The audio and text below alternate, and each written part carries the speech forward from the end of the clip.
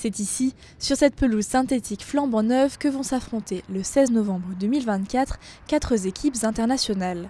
D'abord le Japon face à l'Uruguay, puis le Tonga contre les États-Unis. Un événement totalement inédit qui va permettre de faire rayonner la capitale savoyarde.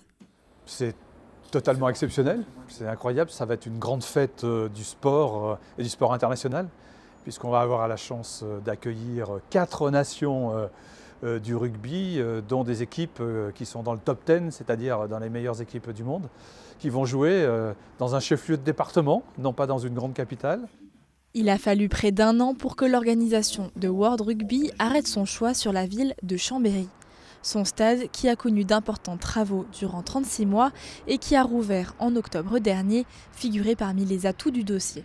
La capacité ici, c'est magnifique, 5000 plus ou moins, c'est top.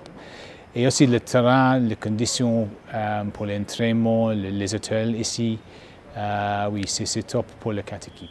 Eddie Jones, l'ancien entraîneur de l'équipe australienne et à présent à la tête de celle du Japon, a même foulé la terre chambérienne en juin dernier, visitant le stade de fond en comble.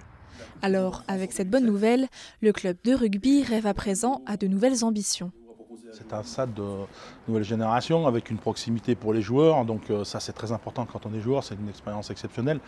Et puis on a le doublé le nombre de spectateurs, on les reçoit dans de bonnes conditions, mais il est clair que parallèlement les charges ont augmenté sensiblement, voire très fortement. Donc il faut trouver le bon modèle. À 3000 spectateurs, on est à peu près sur une jauge où on couvre les frais. Et il faut qu'on arrive à 4000 ou 5000 pour que ça devienne très intéressant pour le club.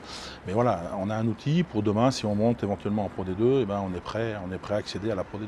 Le 16 novembre sera donc un jour historique à Chambéry, avec le premier coup d'envoi à 14h30, avant un second donné à 17h30.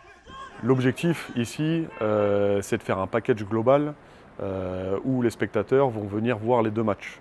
Et qu'entre la fin du premier match et le début du deuxième match, il y ait environ 1 heure et les spectateurs pourront soit aller boire un coup, soit aller sur le parvis où il y aura des animations, etc. et qu'ils puissent être là pour le premier match à 14h30 et pour le deuxième match à 17h30 et que ça fasse une grande journée de rugby.